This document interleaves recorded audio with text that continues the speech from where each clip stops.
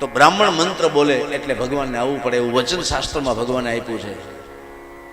પણ તમને ખબર છે, પૂજા કે યજ્ઞ કે ગમે તે સત્કર્મ કરીએ, સારા કર્મ, અને પછી એ પૂજા પૂરી થઈ જાય પછી બધાને વિદાય આપવાની હોય, ત્યારે બ્રાહ્મણો એમ કહે આવાનાય મંત્ર બોલે અને પછી પાછા ઉત્થાપનના મંત્ર બોલે.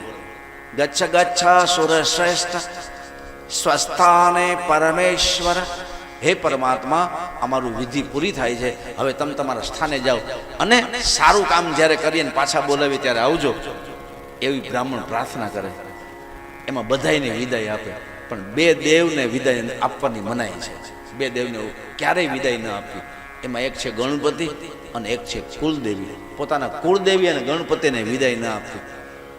બ્રાહ્મણને વિધિ પૂરી થઈ જશે યજ્ઞની કે કોઈ પણ, એમાં ગણપતિ અને કુળદેવીની વિદાય નહીં આપે. એની વિદાય આપવાની ન હોય. કાયમી આપણા ભેગા છે જ, પરમેનન્ટ સાથેની વિદાય આપવાની નથી. એટલે કુળદેવીને આપણે આમંત્રણ આપીએ છીએ, એ પરમેનન્ટ છે જ.